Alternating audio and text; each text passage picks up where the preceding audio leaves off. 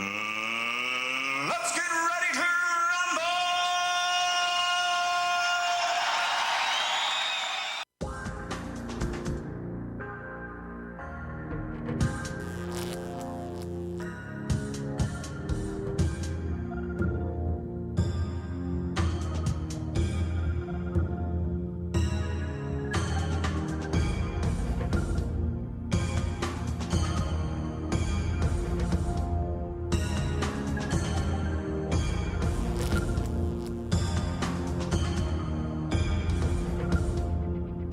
Live from the capital city, Columbia, South Carolina, and the VARA network, you're listening to Uncensored with your truth warrior, Mike Vara.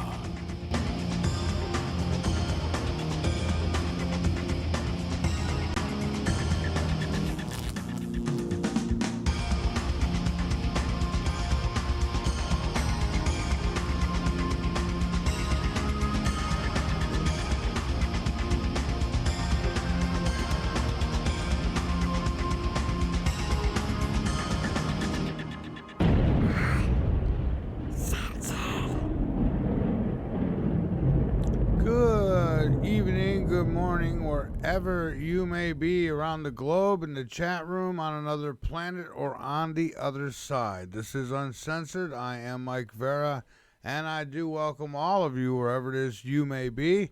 This broadcast, well, it's coming at you live from the capital city, Columbia, South Carolina, where the temperature is starting to get hot here again. We're heading towards our summer, our hot part of the summer. It's going to get to about 3 months of frying eggs on your head. Hey, we got a really good show tonight. I've got a guest joining me by the name of Michael Kopf, and he is a lifelong experiencer, a seasoned paranormal investigator. He's had encounters, and we are going to discuss. So it'll be another electrifying episode of Uncensored. This is where we pull back the veil on the mysteries of the universe and sometimes just get into some really controversial stuff and dive headfirst into the unknown. And tonight we're joined by a truly extraordinary guest, Michael Kopf. Again, a lifetime experiencer, also an energy healer and seasoned paranormal investigator. His journey began with his first encounter at just 2 years old, from shadow beings and astral travel to UFO sightings and global spiritual adventures. He has walked between worlds and come back with stories that will challenge everything, maybe everything you think you know. So buckle up, and it's time to explore the energy that surrounds us and much more here on Uncensored tonight. It is Monday night, and I think we're ready to go here tonight. Not sure if we're going to be going video or not. Well, I will be, but I'm not sure if the guest will or not. I did send an invitation. I finally got that set up. There's a lot of things I had to get set up, and everything costs money, folks. Everything costs money, and there's only so much to go around, so that's why I say hit that donate button, because sometimes it's we get delayed on things because there's bills to pay. Tornado Alley is shifting east. That's might not be good. Well, good for some, not good for others. And it says these states are now in the crosshairs. This Tornado Alley isn't where it used to be. Once synonymous with the Central Plains, this notorious stretch is now migrating eastward. Recent studies reveal a significant uptick in tornado activity across the Midwest and Southeast, while the traditional zones in Texas and Oklahoma are seeing declines. We'll talk a lot about this kind of stuff with Marshall Masters on Wednesday. Yes, we're finally going to get it situated and have him here. I had some things going on the last couple times, but we'll be we'll be fine this week. Wednesday it is. Marshall Masters will be here. They say that this shift means states like Tennessee, Kentucky, and Mississippi are experiencing more frequent and intense tornadoes. They say the reason's a mix of climate change. You've ruined my future. Remember that little twerp? Atmospheric dynamics, and they say increased moisture from the Gulf of America. For residents in this area, they say it's time to recognize that tornado preparedness isn't just for the plains anymore. So get ready. All kinds of stuff changing. And they keep chemtrailing and controlling our weather to a degree that they do. I know, I'm a conspiracy. Just like everything else. It's just all conspiracy. COVID, all conspiracy. The masks and the vaccine and all that stuff is all conspiracy. So this is too. Chemtrails. It's just an illusion. It's just from air traffic. Scientists on alert for massive undersea volcano eruption near Oregon. The volcano eruption near Oregon is brewing, but they say don't panic about axial seamount. The undersea volcano has been attracting attention for months.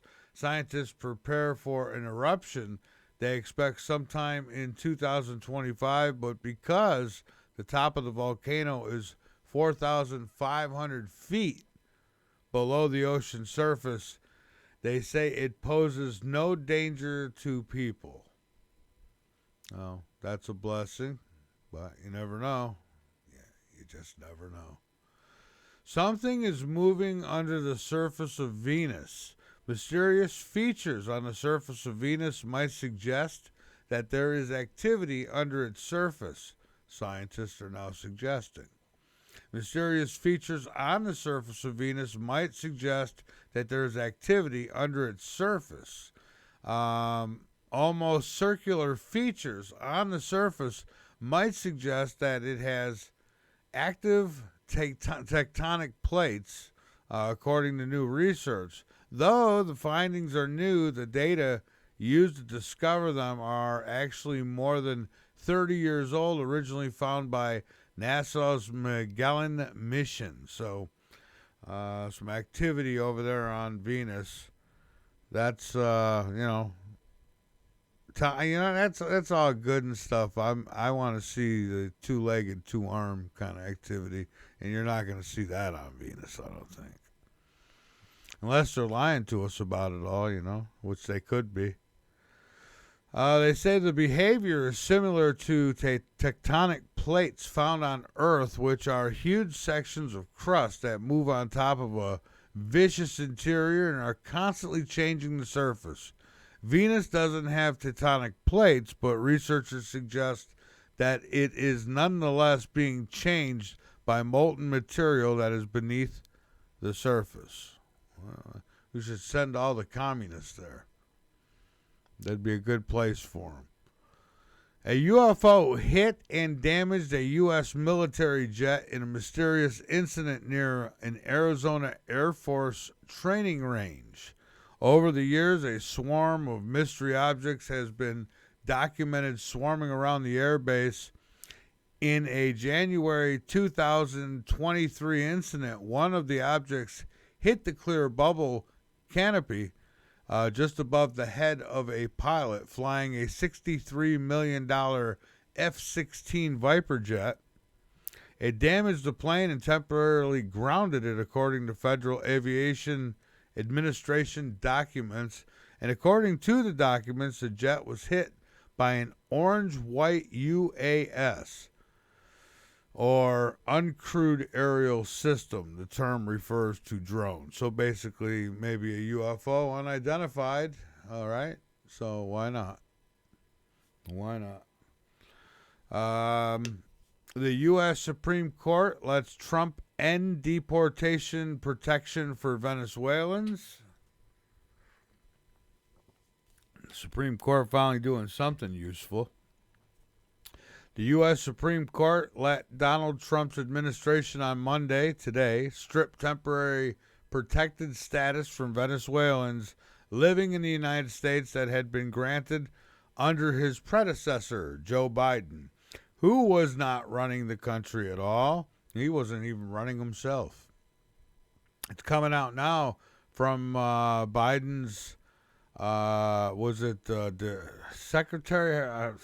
One of his cabinet members now coming out, and I think it was a secretary or something like that, coming out saying that Obama and Hillary Clinton were actually running things behind the scenes. That's what he's saying. It's Alex Jones got it posted on his site. It was one of them undercover things, and give the guy a couple drinks and he starts spewing it all out at the mouth.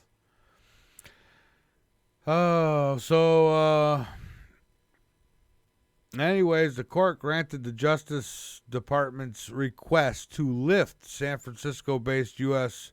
District Judge Edward Chen's order that had halted Homeland Security Secretary Kristi Noem's decision to terminate the deportation protection for the Venezuelans under the temporary protected status. They call it the TPS program. Anyways, it's going to take a while for things to get even close to normal for not only this country but all of us. I mean, that last 4 years was rough, really rough, and it's going to take a lot to come back from it. Not going to do it in just a few months, but I'll tell you what, Donald Trump is running circles around it all, and getting stuff done faster than I've ever seen.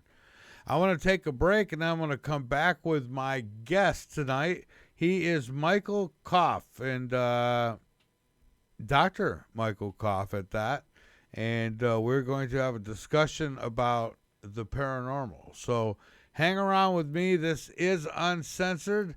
I am Mike Vara, and we will be back in just a few minutes. Don't forget the website, MikeVara.com. Go on over, become a late nighter, be informed, and by all means inform others, and getting all the dead weight off of it. People who sign up for I don't know what, for what reason, and then it bounces, or they throw it, it goes in their spam folder or whatever. So that's not doing anybody any good. So if you want to make sure you get the news and stuff for this network and this show and even some of the other shows occasionally, then the best bet is to sign up for the newsletter over at MikeVara.com. So, yeah, I found a video source that I'm going to use now that I think is going to work. I think it's going to work just fine. We'll see. I don't know if I'm probably not using it tonight, but I know we'll definitely be using it with Marshall come Wednesday. So, all right, let me get going here, tell you a little bit about my guest, and I must owe a few bucks to Rumble because I'm seeing commercials here. I don't usually see commercials. Anyway, that's kind of annoying. All right, so Michael Kopf is a lifelong experiencer. He is a seasoned paranormal investigator whose first encounter with the unknown came at the age of 2. He has studied a wide range of spiritual and healing modalities, including Huna, I'm going to try to say this right, Reiki, Master Level, Paganism, Tarot, and World Religions. Mike holds a degree in history from the University of North Texas and has had multiple near-death and UFO experiences. He's investigated paranormal phenomena around the world in places like Hawaii, Italy, France, and Egypt, and is a member of several paranormal teams. Michael also hosts and co-hosts multiple shows, including The Energy That Surrounds Us and Paranormal Verse, I think it's Paranormal Verse, and contributes to publications like the Conscious Collective newsletter and Outer Limits magazine. His website, Michael Kopf, that's Michael Kopf, Paranormal Investigator. I think, is that a Paranormal Investigator? I'm gonna have him. I'm gonna have, if you go to my website and you click on the picture, it'll take you to his website. I've got a really long link here, and I'm having a feeling that it's, I don't know. I think this goes to a page. So, all right, let me go ahead and try and bring him on. I got a couple things I have to do here. First, let me look and see if he's.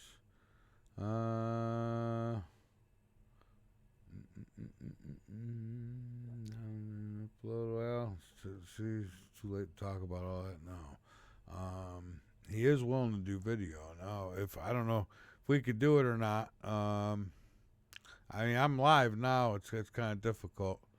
I'll try though. I will give it a shot. How am I gonna do this? Let's see. Well, I gave him the link, so he'd have to come into the. Let's see. Yeah, he'd have to come into this. So let's see. There he is.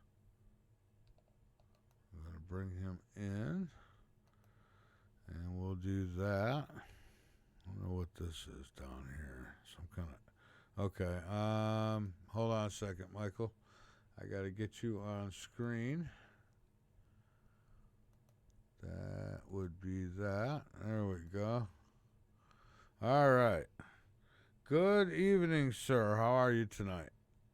I'm good. How are you? I'm doing just fine. It's a pleasure to have you. I thank you for taking time out to be here. And I'm actually surprised everything's working. It's the first time I'm using this, on the show anyways.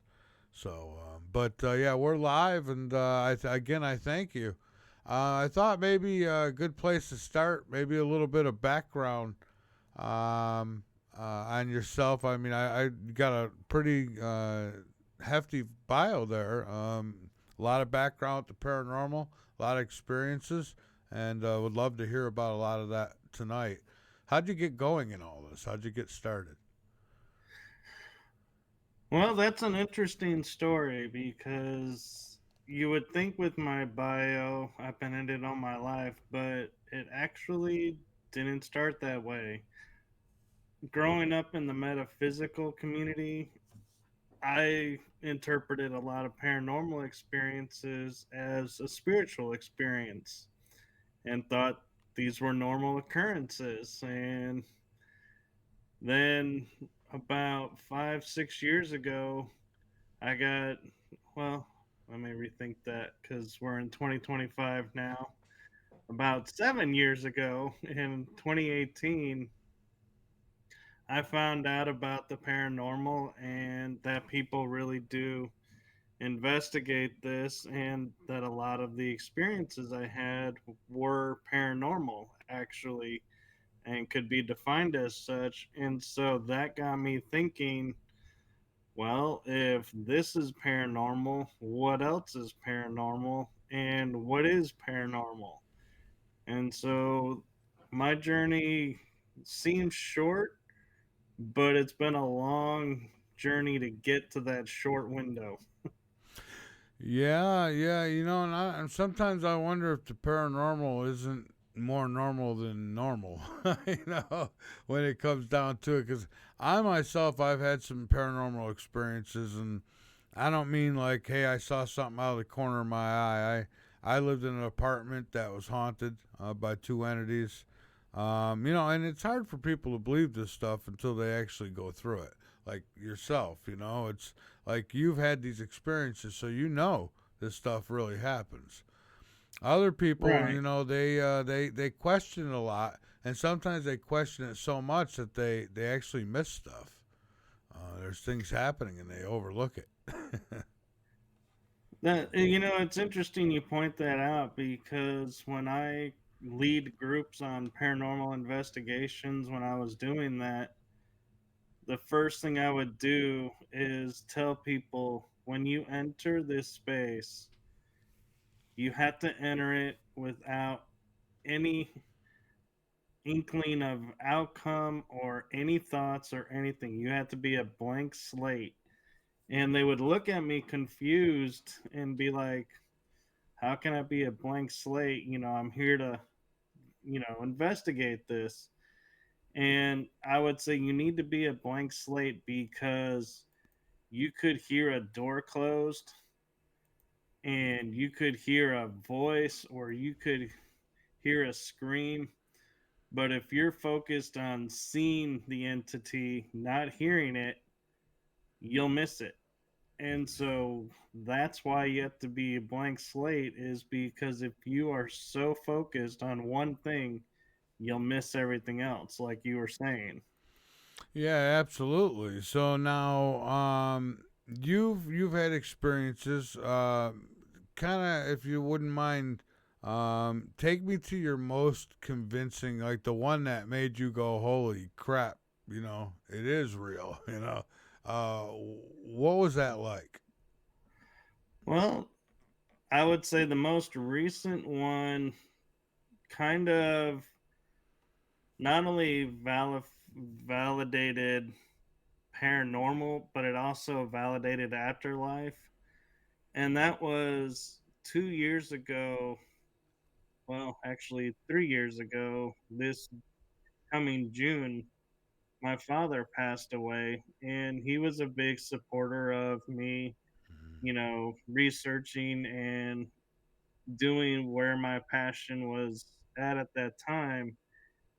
And when I had lost him, it was like technically Wednesday, but it was Tuesday midnight. So right when Tuesday became Wednesday. Well, I was so devastated. I was supposed to, I was invited to an investigation that weekend and I turned it down because I was like not in the right space to be investigating. Yeah.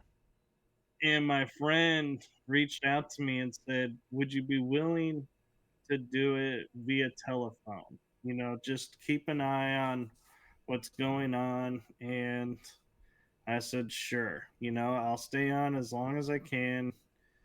And I'm sitting here typing on a phone questions to a spirit, and the spirit is responding to what I'm texting. Oh man.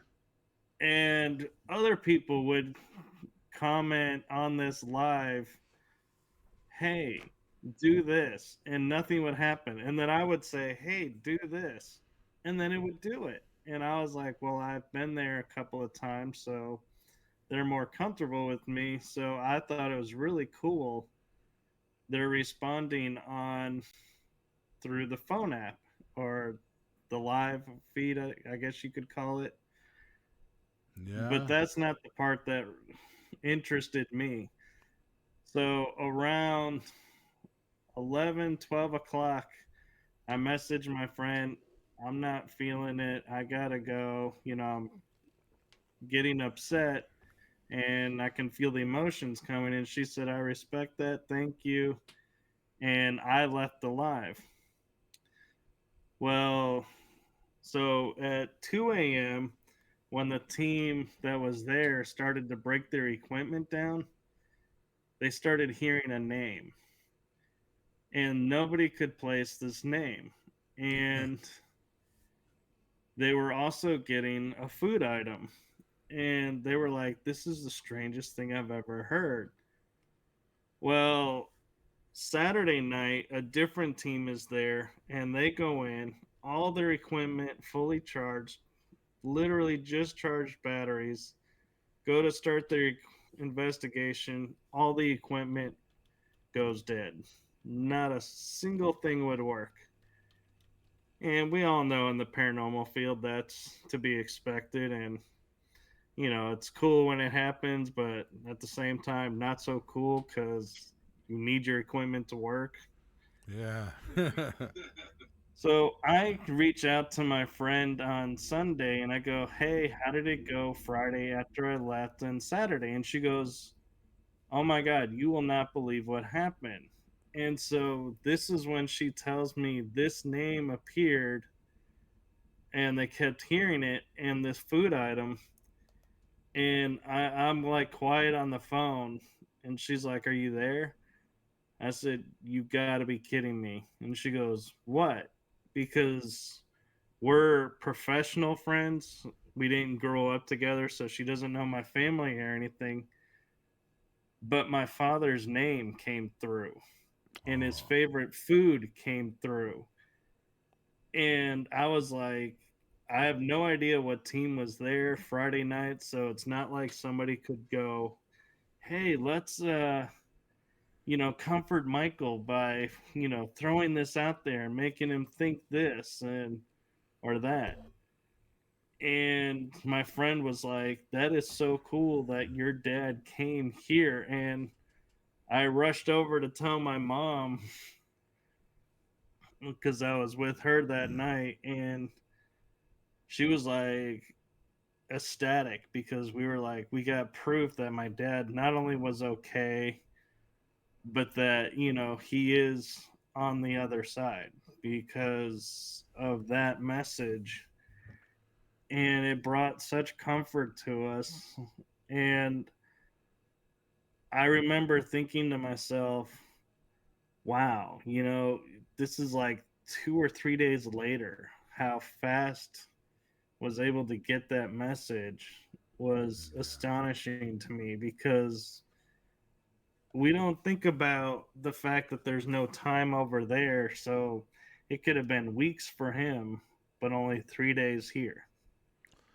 yeah, I had the same experience with my mother, where she had came to me and she told me, tell your father that it's not his time and I'm fine and I'm with this person and that person and she seemed happy and unfortunately I couldn't get a description of everything over there. I would have loved to have though. But she did tell me some things that turned out to be true for me, not for the world. And so, I was able to confirm it to myself that it was very real and it did happen. So, and I'm not trying to convince anybody else, but I know for a fact that these things do happen, and there is this other side. And so, yeah, I was fortunate enough to have an experience like that myself with mom.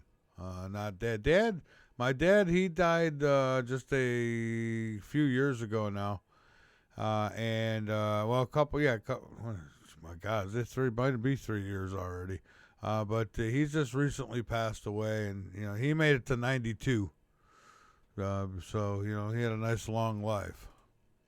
But I haven't seen him yet. He hasn't. I had a dream, but I don't know. I can't confirm it was anything but a dream. So you know. Right. And I just remembered my mom telling me I was on a road trip and I got a text from my mom saying, "How's it going? Everything okay?" And a picture of my dad appears in the text stream. And she comes up to me and she goes, "Hey, when I got back, she's like, when did why did you send me a picture of your dad?" And I said, uh, one, I don't have that picture of dad on my phone. And two, I never sent you a photo of him. And she's like, really? Because we've always been asking for, like a visual sign that he's around. And I can see in her text stream this photo. And so I said, "Oh, send me that. That's really cool." This photo does not appear in the text stream. You can't save it to the phone. You can't forward it. It just has completely no data, but you No could kidding. screenshot it. We were fortunate someone told us how to screenshot on our phone. So we took a screenshot of it. But I was like, to me, that was a moment too that I was like, this is definitely a message from my dad because there's no way a picture of him could appear that the phone could not save, could not forward. It was like the image wasn't there. That is amazing. And things like that, I hear stories about stuff like that all the time. Even where people will get phone calls. The phone will ring and it'll be like a 111 or 777 on the phone, and they'll hear a loved one on the other end. And it's easy to poo those things away and say, they're crazy, but what if they're not? We're not crazy, right? We had experiences. Right. And I was with you. I was like, always thinking it'd be so cool to have an experience like that, where you get something that you truly could not explain away. Yeah. And when it finally happened, I was like, at first, I was like, no way. This isn't real, because the rational mind kicks in, is like, I would have it. I would, I would known it. And it's like, you see it and it's like, wow. Yeah, yeah, oh yeah. We one day a friend of mine took me with him. He had a job with HUD Homes. He'd go in and if the piece of carpet was rolled up on the end, he'd go in and cut it off. Just simple things like that. And he had to take pictures with a digital camera of everything he did. We went in this one house, been abandoned for a little while, and there was this red, rusty, like liquid that had been at some point running down all the walls. It was really weird looking, and my buddy goes, well, this is creepy. Let's hurry up and get in and out of here. So we're upstairs, and he's taking a picture of the work that he did, and he goes, oh my God, dude, come here and look at this. Look at this. You're not going to believe it. And I come over and look at the camera, and there's this little old lady standing in the corner staring at us both in the bedroom up there. And she did not look happy. I said, after seeing that, I said, yeah, let's go. We were out of there. I swear the whole time leaving the house, I felt like I was going to get pushed down the stairs. Or when we were backing out of the driveway, I was looking up at the window. I'm like, this lady's going to end up popping in the window or something. But she didn't. But we did have a picture of her. I mean, it was clear as day. You could see everything behind her through her. But you could see clear as day there was a little old lady sitting there or standing there. So, there's something out there. There's a gentleman who was working on what he called the soul phone. Boy, wouldn't that be something? And I guess the idea was you'd be able to call the other side, and but I can't imagine they're sitting around over there waiting for the phone to ring. Right. And they probably would look at us and go, who's this telemarketer reaching out to me up here? Yeah, probably. So what do you think all this is all? Why do we do this? I mean, what is this other side, do you think? And do we come back? I mean, what's the whole idea, do you think? I mean, obviously you couldn't possibly, maybe you do know. But I guess none of us could really know for sure, right? But based on all the research you've done, the evidence you've come across, the experiences, what does that tell you? My experiences and my research, I think, to answer the question to the best of my abilities, I would say is we go through life here to learn how to feel, process things, how to experience things, how to interact. And when we end up parting from this dimension or this plane or the earth, I feel like we do go to a place where everything we've learned is downloaded, and you review it. And so I call it life review, where you see everything, you feel how what you've done has affected others, and you feel how their reaction is making to an event. You're feeling their, like, could be anger or sadness or joy. So you're feeling that coming from them. So you're feeling not only what you felt, but you're feeling their feelings too, and the impact that it had. And so you then get to choose if you want to come back and learn some more, or have more experiences here, or reincarnate as an animal, or reincarnate as a person in a different part of the world, or even if you were a male this time, you could choose to come back as a female to go, what was that like?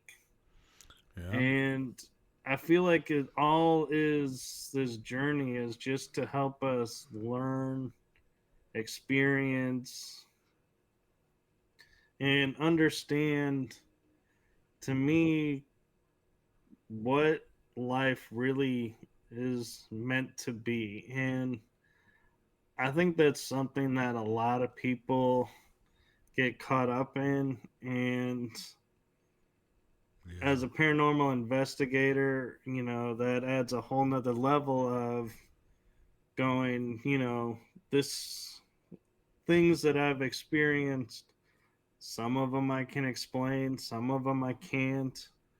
Yeah. And what did what I experienced and that I could explain impact? What about what I couldn't explain impact? And so you're learning on a whole nother level.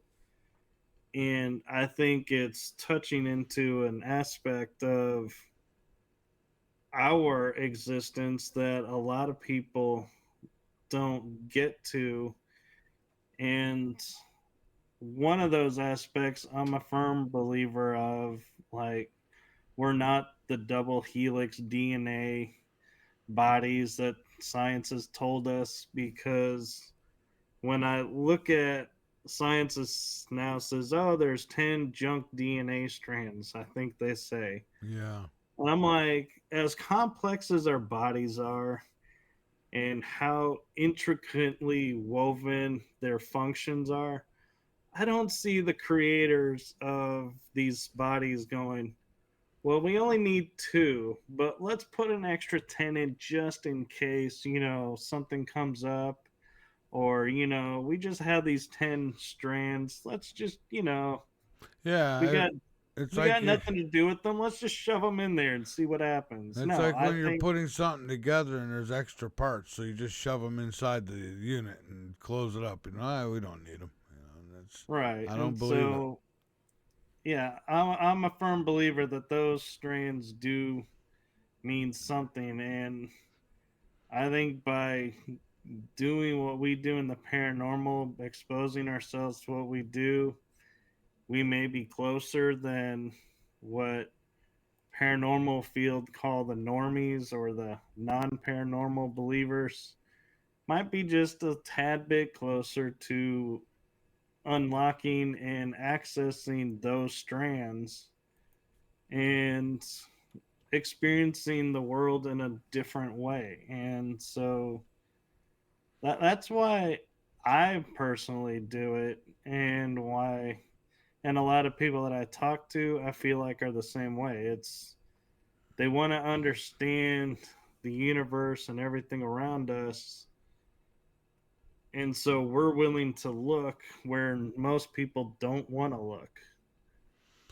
Yeah, yeah, that's true, and and part of it is, I mean, you have to have some belief. I always tell people I don't like to go on just belief systems. It's not about what I believe; it's about what I can prove. But some things you just can't prove, but they are. They exist, like extraterrestrials, for instance. I've seen crafts in the sky, not stuff I like. Oh, it's just a light. I mean, crap, I could see it, the make of what they look like. And I know, at least I'm pretty sure we're not flying those things. So I wonder who is. And those strands of DNA that they call junk. I wonder if those, they'll call them junk, so because they don't want us to know the connection of those strands of DNA and where they might lead us to actually who we are. That's what I kind of think that's why they call it junk DNA. And I am with you. I can't see the creator of everything, just throwing some junk in there, you know. I said, I'm gonna put it in there. We don't need it, but I'll put it in there anyways. You know, I think, it's like yeah. they'll never find it. Don't worry about it. Oh yeah, exactly. You know, I uncovered a story. It was going around the internet back in I think 2012, and it was saying that there was a message found in the DNA from Yahweh, right? And so people kept telling me, "Oh, it's fake, it's a hoax." So I said, "Well, one way to find out, I'll call Harvard and see, you know." So me and a buddy, another host, we called, and the lady said, to my surprise, she goes, "Let me look." She put us on hold. She goes, "Oh yeah, I found it right here, the article." I says, "Really?" She goes, "Yeah."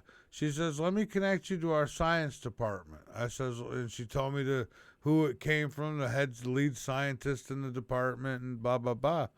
So they connect us to him, and he says, "Are you recording this?" I says, well, yeah. I said, "But I could turn. No, this interview's over with. I'm not answering no questions." I said, everything's off. I promise." I said, "I just got one question for you. You know, is the article real?" He goes, "Are we off the record?" I said, "Yeah." He says, "No, it's not real." And then he hung up, you know. And he said, and he warned me. He said, "You have no permission to run this. If I hear it out there, I'll sue you, blah, blah, blah." It's like, why are you getting like that if it ain't real? You know, but she found the article, so I don't know. And the message was supposed to be something about love in the DNA. You know.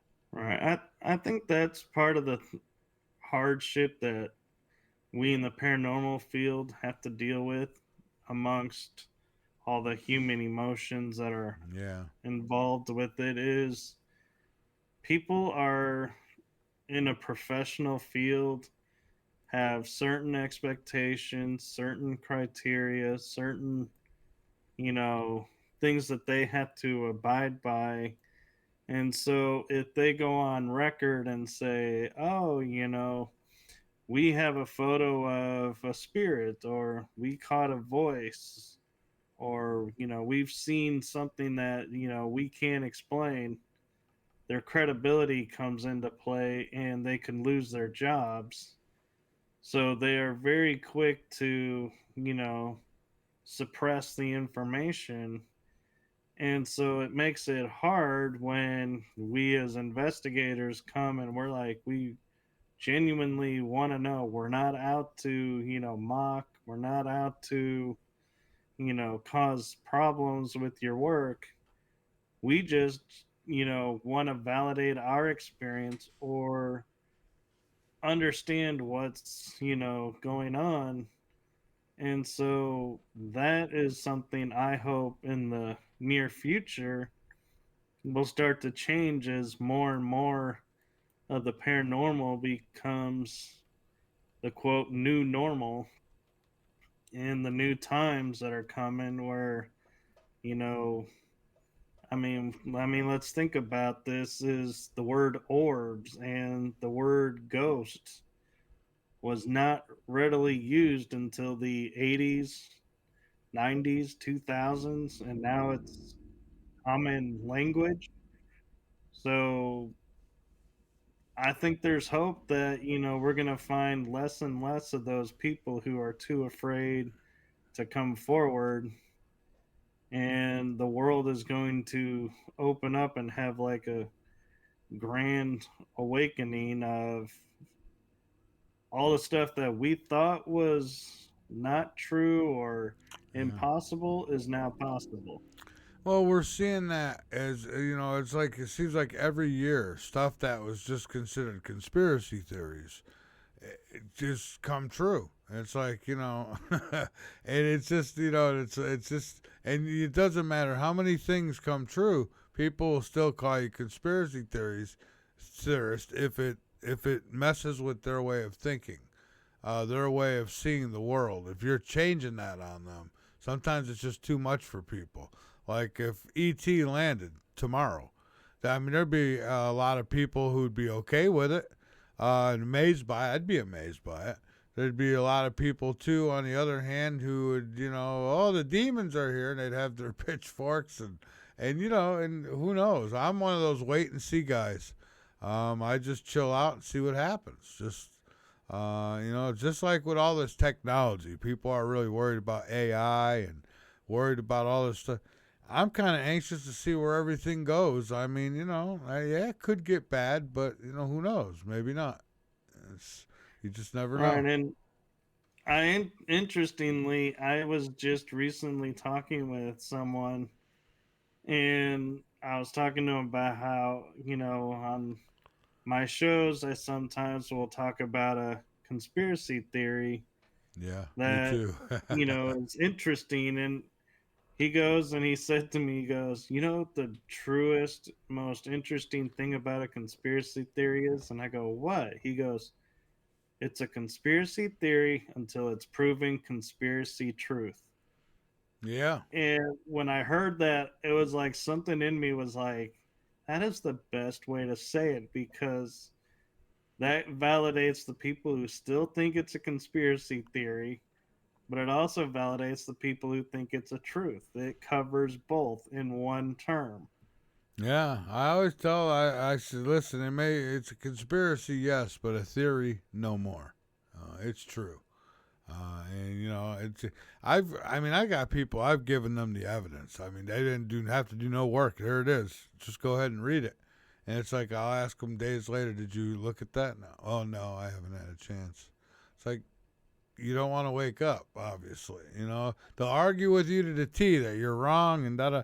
But you send them the evidence and they won't even look at it. So you know, Right. And one of the things I like to point out when people go, oh, if it's not in the news, then it didn't really happen. And I go, really? So here's one for you. And they go, what? I said, so do you think warp speed is possible? And they go, oh, that's that thing. And I said, no, I'm not talking political. I mean actual warp speed. And they go, well, no, that's not possible. I said, well, if you remember back, what, a decade or two ago, scientists revealed they cracked warp speed, but it disappeared from the media you're right. very shortly after. And they were like, well, it probably was disproven. I was like, it never said it was disproven. It just disappeared. And they can't answer that. It's like a moment where they're like, and you could see their heads going, Yeah. well, if they were able to hide that, what else are they hiding, and why are they hiding? And it's like those are the moments I'm like, Yeah. now you're getting it. And then also there was a story that came out, and it was a real story, and it was in the news that scientists have stumbled upon. I guess they figured out cold fusion to a certain degree. And then you don't hear no more about it. You hear, hey, they learned how to change these cells and cure this type of cancer. Then you don't hear about it no more. It's like all this stuff, it just goes away. It's it's like the local news here. They reported on nuclear waste being leaked into the ground and into the groundwater. The story ran one night, and then I never heard nothing about it again. It's like somebody got to them and says, "Hey, don't you dare run that again." You know. So Actually, I think it's the opposite. Is they have to run it at least for an evening or a day, because that way they can say, they told us, well, the yeah, people were informed, but they didn't want to do anything about it. And yeah, so it's like a optics game with them, is they can get away with stuff because yes, they did put it out there, and it's not their fault. It was only out there for a short time and you didn't pay attention. It's like it's a crappy game of, how to pull the wool over people's eyes, but it's what they've been playing for decades with us. yeah, absolutely. Now, uh, shadow people, you've seen them, I have, and it's an interesting yeah, story for me because this is one of those moments where I said, growing up with, not knowing the paranormal, I thought it was just spiritual. So when I was growing up, and especially in my teenage years, I would see these movements of people out of the corner of my eye that were black. And I just thought, oh, this is, maybe a person that passed away in the family that's just wanting to play, or it's just a spirit, an energy that's wanting to play. And I would see it out of the corner of my eye. And when I went and looked at it, they would vanish. And so I was like, oh, we're playing a game of like the ultimate hide and go seek is, and I would, see him out of the corner of my eye and wait, let him get closer and closer. And then I'd look and they would vanish and be like, yeah, can't catch me. And so I thought it was this game to play. And then I was interviewing someone on my paranormal show and they go, oh, these shadow beings, are these really bad negative energies. And I was like, wait, I was playing with bad negative energies growing up? What the hell? Pardon my language, but I was like, man. And then I realized, that's his opinion. And my opinion, through my experiences, they weren't bad. They may not have been the same shadow beings as he was talking about. And so that, in my mind, started me going, okay, I can no longer say ghost or spirit or energy. They're all individual. So I can't, lump sum them all together or group them all in one group and one label. So that was a fun lesson to learn and one that I'm grateful for. Yeah, I've seen I guess it's called like shadow critters or something like that, where I've seen, it's like I'll see something crawling out of the corner of my eye and then I look, it's gone. Or sometimes I'll see someone walking by the door and I'll look quick and they're gone. And I've been told that's shadow people. Where might shadow, and there's all these different, see, there's a lot we don't know. There's all these different realms. You got shadow people coming out of somewhere, you got demons coming out of somewhere, you got people who passed away or on the other side. It seems like the Greys, there's been reports that the Greys can go through walls and do these things like ghosts do, and I just wonder if it's all connected.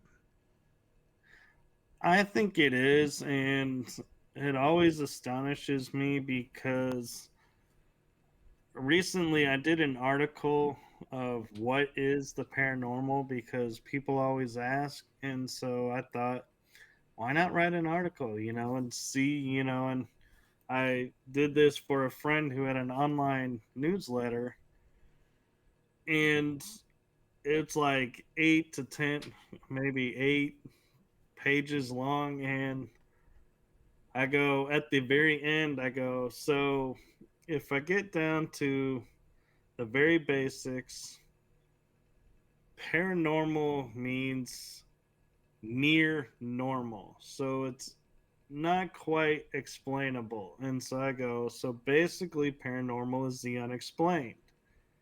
And my mind goes like boom. And I'm like, all these topics in my head that I've been like wanting to research and going, well, they're not paranormal, so I can't really go there, are now on the table. And when you look at it through that aspect, UFOs are unexplained. It's in Mm-hmm. their name, unexplained. So they're paranormal. But I meet so many ufologists who are like, ufology is ufology, it is not paranormal. And a lot of paranormal investigators who are like, we will not look into aliens, we Yeah. will not discuss aliens, they do not exist. And I'm like, You look for ghosts and spirits and dimensional beings, but you won't look for an alien. And so it's funny to me how people's filters so blind them or so focus them that it's like, Oh yeah, I had a Bigfoot guy who got mad that I even suggested that it could be connected to UFOs in some way. And I told him, I said, I asked him, I says, I've had people who've reported to me seeing, not only seeing a craft in the sky, but then it's just minutes later seeing a Bigfoot in the same area. Oh, I'm not even gonna go there. He says he didn't want nothing to do with it. But I mean, hey, you can't overlook the obvious, right? well, and talking about Bigfoot, I was talking as well with some Bigfoot hunters, and I said to them, if you have a portal of energy and another portal of energy on the other side of it, everything in between in that energy is out of focus, correct? And they said yes. And I go, so what if now, let me get this theory out for you, and it's my theory. What if a Bigfoot is coming out of a portal, going towards another portal, and that's why all the images of them are blurry? Is they're in that energy? And they were like, no, that wouldn't be possible because they wouldn't be able to. And I was like, you just said that things are blurry between two sources of energy, so why would a Bigfoot be the exception? And it's funny to me how people are like so. I'd have to tell him, sir, please don't say impossible, because let's go back in time and look at all the things that were impossible that are now reality. So, Well, and here's one for you. Is on a side note, is I had a friend that I had known for 20 years who's now on TV, and he taught me to look for things within, things like, you find the arrow in FedEx. Well, I was looking at the word impossible, and I saw a meme where they put in black the I am in impossible, and it's like my mind went, wait a minute, impossible is I'm possible. that's right. And it was like all of a suddenly it's like I started looking and I'm like, wait a minute. And so when people would walk up to me and go, it's impossible you do that, I'm like, thank you. I know I am possible. I appreciate that. And it would just, they would look at me like stunned for a moment and then walk away like, whatever. But Yeah, I was like, yeah, it's funny how when you interpret something one way, that they're not interpreting it, you could see that where it confuses them, and it's like, yeah, you may not be as free thinking as you think you are. that's right. And there's some people who are closed. They think they're free thinkers, but they box themselves. Like, I got a friend at work. He's a good guy. He's fun to talk to, and he'll go out on a limb with some of these things. But when it comes down to it, a lot of it is, oh, that's not possible. Well, why not? Well, it's not in the Bible. It's like, well, buddy, there's things that aren't on the ingredients labels in the store, but doesn't mean this crap's not in there. So he will not get out of that box. And nothing wrong with the Bible, right? But I mean, you were given the ability to investigate and to think beyond all that. You were given the ability to think for yourself and to investigate this stuff and try to come to your own determinations. I don't see what's so wrong with that. But some people, they box themselves down. They get in a belief system, and that's it. That's all there is. Right, and Hollywood does a lot to mess with everything and make situations that should be easily explainable and easily believable into topics where it's like people will be like they'll laugh you out of the room. Yeah, yeah. And my favorite though moment that I think where Hollywood slipped in a little truth was the movie Contact, where Jodie Foster and Matthew McConaughey were talking to each other, and she goes, "Do you believe in life out there?" And I think it was Matthew McConaughey asked her, and Jodie Foster's response was, "It's an awful lot of wasted space if there's nothing else out there." And I'm Yeah, like, yeah, that line was so hit to where everybody all of a sudden was like, aliens may exist now. It was like something triggered in people to where they were like, there may be some truth in that. well, and that's another thing. You bring up a good point. I mean, you look at everything that's out there. You're telling me it's all just dead worlds. I mean, come on. I mean, you'd have to be a caveman to think like. I don't even think a caveman thought like that. I mean, when you look up and you see all those stars, they're suns. They got planets going around them. We're not the only ones. And now I get people now who will say, "Oh, you're right. We're probably not the only ones, but there's no one visiting us. It's just too much distance between us." Yeah, if Right. you live in our world, there is. But if you're in, obviously there's other people somewhere who have figured it out because we're being visited, and they probably come. They probably got bases on the moon. They've probably got bases in our ocean. I mean, people see these crafts go right in the ocean. So, you travel that far, unless you got a portal, I don't see you going back and forth. So you come here, you probably hang out here. Um, Right. And here's an interesting conspiracy theory that I'll throw out to you talking about the oceans, because everyone thinks we're exploring our oceans and there's nothing hidden in the oceans. If you book a flight from the US to Australia, the flight is about 17 hours because you're flying east from California over Africa to get to Australia. You cannot fly from the US to Australia direct through the west coast, but you can fly to Indonesia, Japan, China, Korea, but you cannot fly to Australia. Why would that be? yeah, why would that be? To me, it's like it opens the door that something's there we're not supposed to see. That's the only reason you wouldn't be able to take a flight or even sail through those waters. Yeah, there's a lot. Again, there's so much that when I first started my show 18 years ago, I came into it where I wasn't talking about things like Bigfoot and fairies and stuff like. 'Cause I just thought that's ridiculous. And then as I've put some years into the show, I've learned that nothing is impossible. Don't laugh at anything because I've seen what I feel is enough evidence to say that there was at one time fairies and all this stuff and gnomes and all all that. And it's just it's I used to think that stuff was crazy. I don't know more.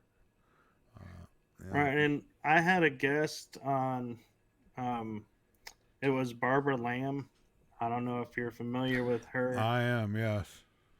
Well, she and I were talking about the Nazca lines, and she said in the 80s when she went to see the Nazca lines, that down the coast was a trident pointing towards the Nazca lines. And she said, "Did you ever hear of that?" And I was like, "No. I've never heard anything about a trident glyph south of the Nazca lines pointing that way." And I was like, that how is it nobody's heard of this and not talking about this, and how the Nazca lines are new topics? And I'm like, why would they not include that one? And it's stuff like that where my mind picks up and goes, all right, what's going on here? What don't they want us to see? Why would this be hidden? And so that's where I started getting into what a friend of mine calls the esoteric side, which is the hidden history side or hidden information from us. And it's moments like that where my mind clicks in and is like, wait a minute, I'm sure it's documented somewhere that there's this trident, but why don't they want us to know about it? And Yeah. we were theorizing, and I said, the fact that it's pointing towards those symbols, and I mean, we can't even explain one, how they were made, and two, how they knew of spiders, ants, astronauts. I mean, all these images that are there that are not indigenous to that area. How did they know that? And I actually proposed to her and I said, maybe the trident was like, if you came up out of the water, went out into space, because I'm a firm believer USOs are UFOs. They're just underwater versus in space. They operate at the same pressure, so why couldn't they do both? Yeah. And if you think about, you go through a wormhole, you go to your world, you come back, the earth has moved. We once were one continent. We're now seven continents.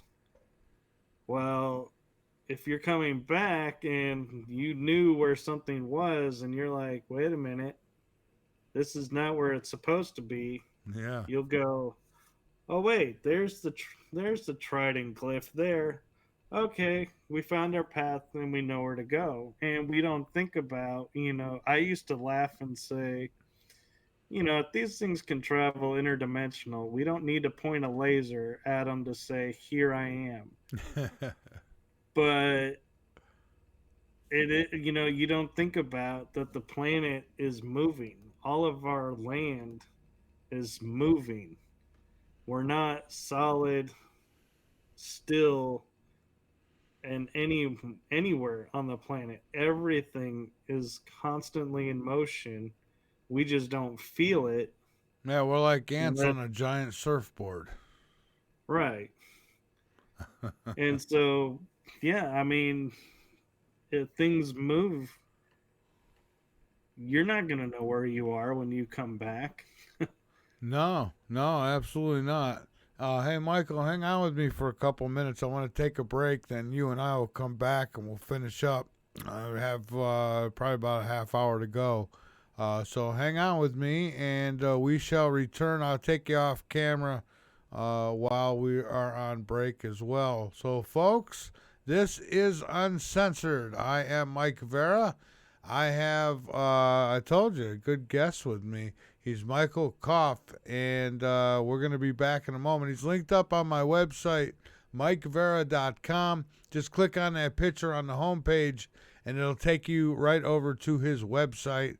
And, of course, before we're done, I'll let him get out all the information that he wants about whatever shows and all that good stuff. Oh, and folks, don't forget, we're over on Rumble. We're on X. We are on TalkStream Live, the Paranormal Radio app. We're on the Alternative Media Radio app.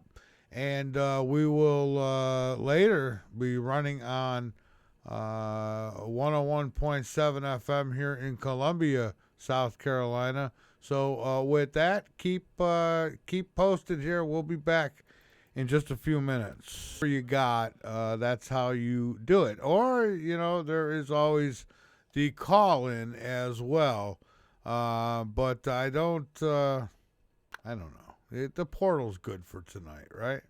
I guess I could give the number. It's on the website. I couldn't make you go over there and get it, but it's 803-766-1394 is the number to call in. And I'll do my best to keep an eye on that. I got to get another screen up so I can get it over on its own screen so I don't miss calls. But it's possible I could miss you, but I'll do my best not to. All right, so let's get back to it with my guest. And so, Michael, we are back, and so you got some shows you do. You've got tell us all that you do. Sure. So I am the creator and founder of a podcast show on Tuesday nights at 9 o'clock Central Time, and it's called The Energy That Surrounds Us. I started it with a co host, and she helped me with a lot of the media, but she's moved on to do her thing, and so I've taken full measure of it, and it is my little way of looking into the paranormal and unexplained Yeah. topics out there, such as, you know, interdimensional beings, UFOs. Um, I call it fringe paranormal, like stargates, portals. What are the spirits or ghosts we're looking at? Talk about equipment or talk to investigators about techniques they have or healing modalities that are out there. And on Wednesday nights, shortly after my father passed away, I created a podcast series called Riding Through the Unknown. It's at 8 o'clock Central every Wednesday now. And that is my show where I delve into topics such as disclosure or esoteric topics that have interested me or I feel like people would benefit from knowing, such as, are UFOs out there? Are they ours? Or are they aliens? Is there a hollow earth? Is there, an inner earth? Where, what are we doing here? Has some civilizations disappeared and were erased? Stuff like that I find interesting, and so I hope the audience, enjoys it as well. And on twice a month, on a Thursday afternoon, I do Paranormal Versus with my friend Kel Ridley, and we have a hard time pronouncing his name, so he goes by the moniker E. He has joined us this season, and we talk about paranormal and conspiracy theories on that show. And Thursdays, we're looking to restart, hopefully back in July. I am a part of Emily Menshouse's The Beast System, which is a political conspiracy theory and conspiracy theory show where we've done a couple episodes on the JFK files that were released. What did we find interesting in there? We watched the presidential funeral, and we're kind of giving commentary of what we were seeing and what we thought it meant. So I have a lot of fun with that. And I just finished a 5-6 week paranormal road trip where I went through 10 states and learned the hard way, being in my 40s now, that I'm not the spring chicken. So not going to be doing any more road trips of that length. I'll still do road trips, but they'll be smaller. But I enjoy meeting people and collaborating with people and experiencing new places and new experiences. And in July, I will be the MC at a Full Disclosure Now conference in St. Petersburg, and tickets are still available. And I will be the MC, I believe, of the solar stage. So you can come and check me out there and Cool. meet me and a lot of great speakers there. It's a disclosure type conference where we're going to be talking about UFOs and a whole lot more. So if you're in Florida, come check it out. Sounds like a lot of fun. So now, if somebody new to this path came to you asking for guidance, where would you tell them to start with all this stuff?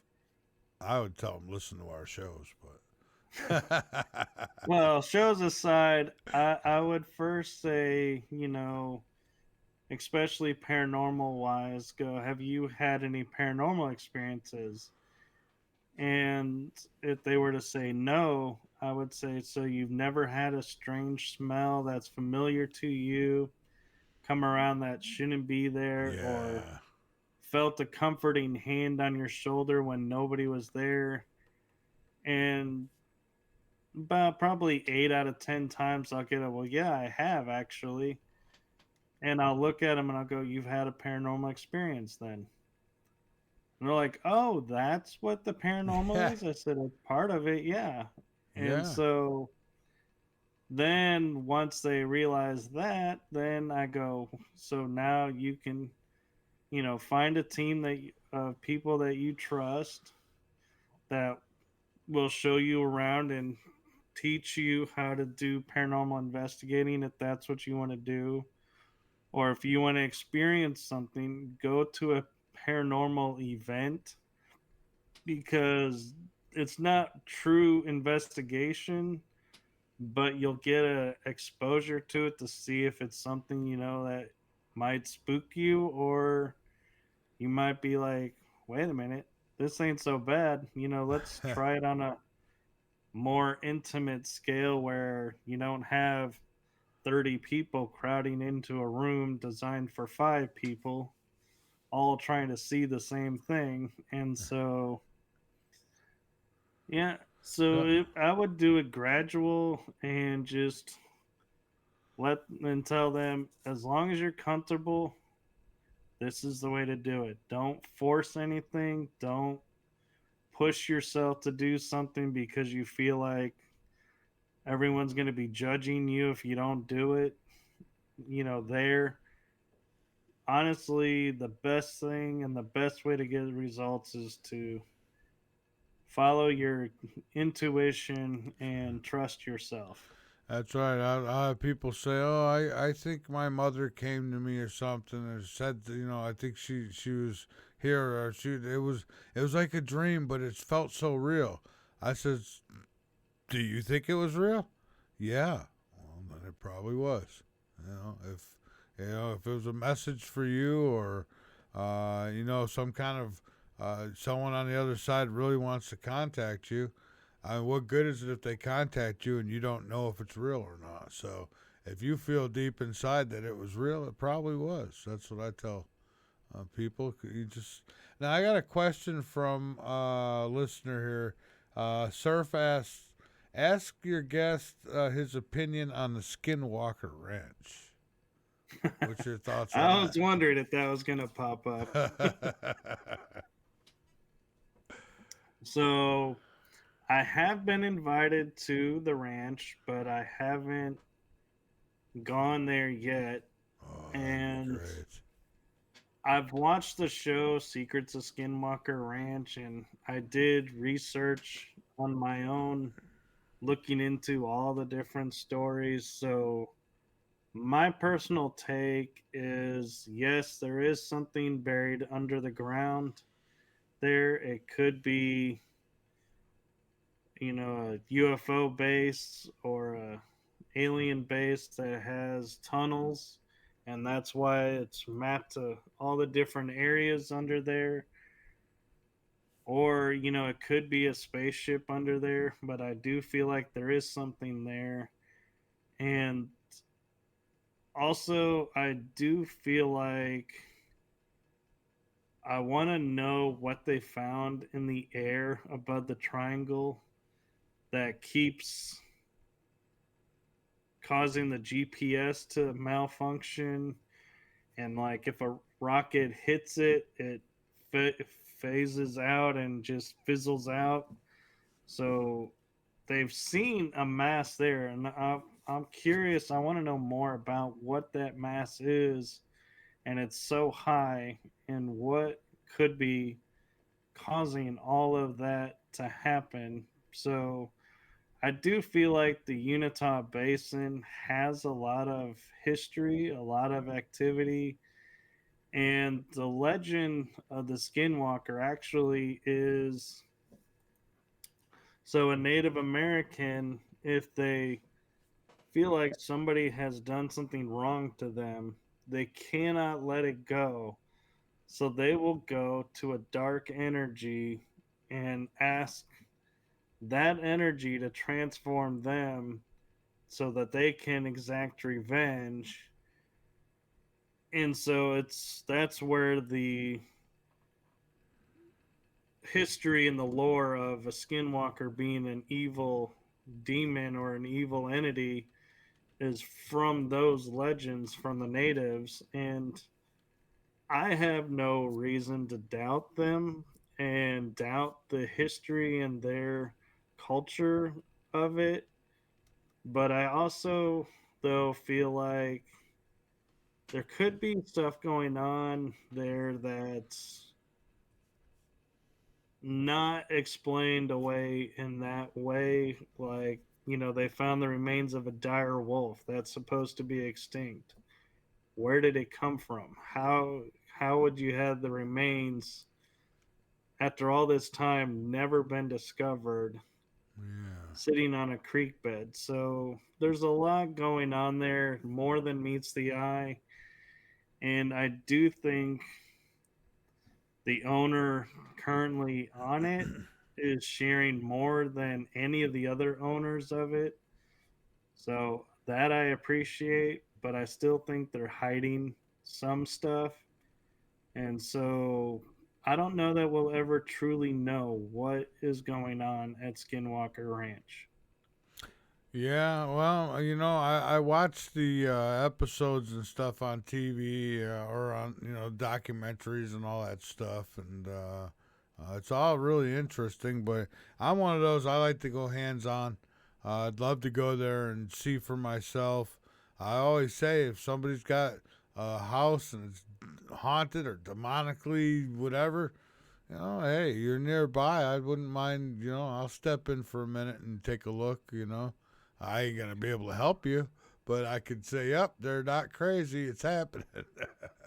Right. We can at least validate what you're experiencing and saying, Yeah, and yes, you're not making this up. This is legitimately happening. What's happening? Don't know. yeah, And or if we do know, we might be able to help with it, but I'd be very cautious about who you bring into your home and who you invite to investigate. And the reason I say that is if you're familiar with the paranormal, you know the Warren Legacy oh yeah, Foundation. yeah. And I had them on my show, and we were discussing one day on one of the episodes, you know, horrible things that have happened during investigations. And I'm not sure how we got on this topic, but they were telling me about an instance where this lady was noticing something was off about her son and was getting concerned. So she invited a paranormal team to come and investigate. Well, the paranormal team does their investigation and says to the lady, "Oh, your son has a lot of demons attached to him," and leaves. And I Wow. was like, "What do you mean they left?" And they said, "Yeah, the lady said they left. They didn't give any advice as to what they could do. They said there's nothing we can do to help him. He's got all these attachments on him," and they used the word demon. So the Warren Legacy Foundation said, "We'll be there in a couple of days. Don't worry. We'll see what we can do and we might be able to help." The next day they get a phone call at the foundation and they say, "You don't need to come anymore." And the foundation goes, "Ma'am, trust me. I feel confident we can help your son and we can help you." And she goes, "No, you don't understand. my son left me a note saying since I had like 70 demons attached to me, I had no hope of being free. So he took his life. Oh boy. And I always will say when I tell this on this part of the story, and this, that I hope that team and other teams that do this are listening and know this is on them. This is not a child who was disturbed or a teenager who was disturbed and, you know, committed random suicide. You tell somebody they have something attached to them that you don't even know how to identify yourself, because I don't know what a demon is like, or even if I've come across one, I've come across some negative energy, but we have to take and realize what we're saying, how it's being heard, and take responsibility, because that is something that should never, ever, in my opinion, happen. Where you tell somebody something is going on and leave them with no hope. Yeah, yeah, and you see that sometimes in these shows and stuff. They'll go in the house and say, "Yeah, yep, you definitely got demons," and it's like, bye. It's like, well, thank you. You confirmed what I already knew. Now, how do I get rid of them? I'll tell you, I wouldn't have to get rid of them. They'd get rid of me. I'd get out of there. Demons ain't nothing to play with. I don't know what Right. they are. People say they come from hell. I don't know about all that. I just know that whatever they are, they're evil, dark, and it seems like there's nothing they won't do.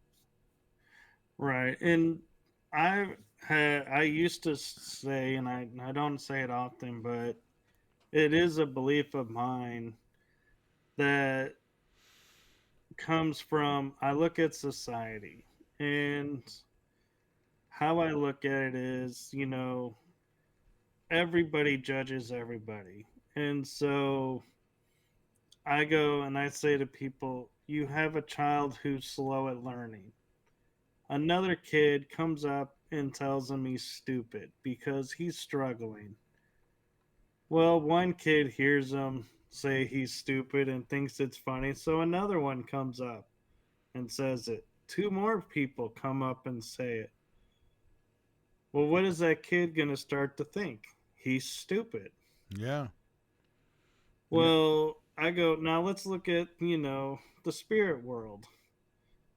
If you have a negative energy, a dark energy, an angry spirit, and you go, oh my God, there's a demon here. Then a couple more teams come in, or individuals come in and say, there's a demon here. Another one comes in and says, there's a demon here. What do you think that angry spirit is going to go and do? They're going to say, you want me to act like a demon? I'll give you a demon, and it'll turn into a demon. It's the same theory. So that's where I say, don't identify things unless you're 100% sure what it is, because I don't want to be labeled as something I'm not. Yeah, I think that, bad, evil people can go to the other side and still be evil. As a matter of fact, I've seen what I feel is evidence of it. There's a couple who would do these investigations. It was one of the one shows that was on TV that I actually liked and thought they did a good job, and that was it was Dead Files.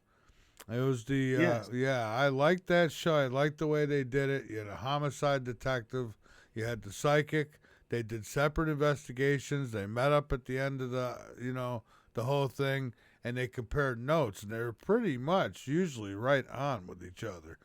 And I thought that was amazing. And there was cases where ghosts or spirits that were lingering in places for a long time were giving people heart attacks, and he was able to go back in the records and see that the last 6, 7 tenants who lived there all died of heart attacks. And she comes and, and the spirit, the ghost or whatever it is telling her, I'm gonna give someone another heart attack. I killed this one, and that, and it all comes together. I mean, that's kind of spooky for me that somebody who's passed away could come back and interfere with my life. It don't seem like there should be rules about that stuff.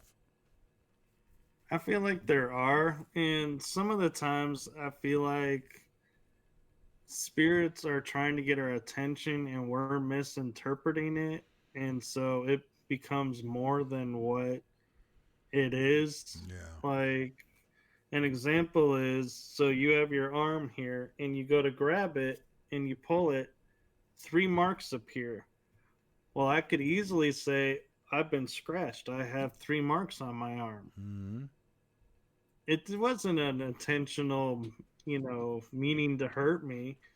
It was just trying to get my attention. And so that's one thing we need to consider. And another thing too about what we're seeing, we have to know the history of what we're seeing to understand what's going on. And a prime example of this is I was watching this story about this spirit that walks the streets in England, and it's only visible from the waist up. And so they kept saying, "Oh, look at this free floating half body that's going, down the street,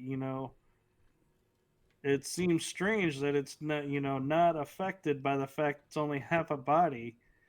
And they did some experimenting and they found out London or England has one road, another road, another road, another road. So the ghost was walking on a prior road. It was a full spirit, but the bottom of it, half of him was covered under the road. So you only saw half. And that explains why we see spirits look like they're walking up the side of a wall. There was probably a staircase there when they lived there. It's been modified. And so that's where, when we're looking at things, we need to understand what we're looking at before we go and say, "Oh, I'm seeing, half a body, the body must have been severed in half." No, that probably the bottom half is on a different layer and you're just not able to see it. I'm Yeah. not saying, it's not possible to have a half body spirit walking around, but we really need to pay more attention and think about what we're calling out and saying, "I am seeing this," because we don't really know what we're seeing. All right. And before we're done here tonight, and I'll give you the floor again in just a minute, I'd like to get a couple listener questions in here through our Sure. portal. Let's see. Hi, Michael. I'm talking to you.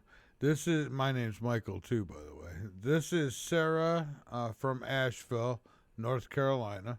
You've had paranormal experiences all over the world. Was there one location that felt more spiritually intense than the others? Ooh, that's a very good question. And to answer you, yes. So I was on a river cruise going up the Nile River in Egypt, and we went into the King's Chamber on my birthday one year, and we were sitting in a sarcophagus in the King's Chamber of the Great Pyramid. Everybody had different experiences, out of body experiences, or spiritual experiences in this chamber. And my recollection is we then left the pyramid and went on with our day. And I was talking with a friend who was on the tour with me, and she goes, I saw you in the Queen's chamber. You went into the Queen's chamber. And I said, I have no memory of the Queen's chamber. I could not tell you a lick of anything about the Queen's chamber, but I could describe to you the King's chamber. And so that is a very profound paranormal experience to me because something has blocked my memory of the Queen's chamber to the point where I didn't even know I was missing a memory. Wow. It's like I went to this. It was 1,000 Islands. I went with a couple friends of mine, and we went to this. Got to this one island. We took the boat ride and got to this one island, and there was a castle on it. It wasn't totally finished, and I'm not even thinking. I told my friend, I said, "Let's go upstairs. We could write our name on the wall." And as we're going up, I'm thinking, "Wait, where are we going?" And we got up there, and sure enough, there was a room. Everyone was writing their names on the wall. I'm not psychic or anything, and I don't think I was like living in that castle or something at some point. But it's just weird how that stuff happens. It's almost, I don't know. It's like some energy interacts with you from somewhere, and just you get these flashes. It's Absolutely. yeah, I would agree with you on that. yeah. All right, so here's another one. Hey there, I'm Carla from Austin, Texas. As somebody just getting into paranormal investigations, what's the one piece of advice you wish someone gave you when you were starting out? Ooh, I don't know. that's a two-part That's a tough answer one, right there. yeah. The first one I wish I would have known was don't spend all your money getting the equipment right out the chute because I have bought paranormal equipment I have yet to use and probably will never use. I just bought because I saw it on TV and thought that's what you had to have in your kit. Yeah. The second part of the advice would be trust yourself. If you think you heard something, call it. Don't feel like you're going to be the fool on TV that's always going, did you hear that? Did you hear that? If you think you heard something, just kind of don't whisper, but don't scream out either. Just tap someone on the shoulder and go, hey, did you hear something? Trust yourself. And your instincts will always be there to help you. And don't doubt yourself. That's the other thing is Yeah. don't let people tell you you didn't hear anything, that you didn't see anything because they didn't. Not everybody does. I've been in rooms with mediums who are hearing voices and I'm not hearing them, but I believe them because they're one, my friends, and two, I've worked with them. And Yeah. so I know they're not going to mislead me and I trust them. Yeah, So, I've yeah, had plenty of psychics and mediums who I've spoke with on my show through the years. I've had some who've blown my minds, and other ones it was just fun talking to them. But it is what it is. I mean, you could believe or not believe. You could get out there and try to figure this all out for yourself. It's quite the rabbit hole. But I'll tell you what, for me, the biggest questions in the world have been for me are we alone? And where do we go when this life is over? And I think those are two very important questions, two things that I want to know for sure before I check out. Now, I believe that one, aliens do exist, and two, there is this other side. But boy, I'd sure love the day when we could sit down with an ET or even a ghost and actually give them an interview. That would be a great thing. And hopefully they'll tell us the truth. But I want to give you the floor, Michael, once more. Get out anything else that you like, and I want to thank you so much for being here tonight. It's been great talking with you, and yeah, go right ahead. Well, I would say one thing that I would like to say to all the paranormal investigators out there, or as I call paranormal enthusiasts, it is a good thing to follow the rules. And to me, the rules are simply be respectful to the locations and those people around you, but be with people you trust because you don't know what you're walking into. And you may have an experience like I had where I got stuck in an energy portal and I was unaware I was gone, and I was not hearing anything. I was not seeing anything. I was just feeling like drained, like I fell asleep. And my team leader at the time tapped me on the shoulder and knocked me back into awareness where I was. So, always, if you're going into a location, go with people that you know have your back and will take and keep you safe, and also keep an eye on you, because I'm not going to sit there and, sugarcoat it and say, oh, I always follow that rule. I go off on my own. I'll admit it. I probably, excuse me, shouldn't, but I do. And because I feel drawn to an energy somewhere, and I just forget where I'm at and get caught up in the moment.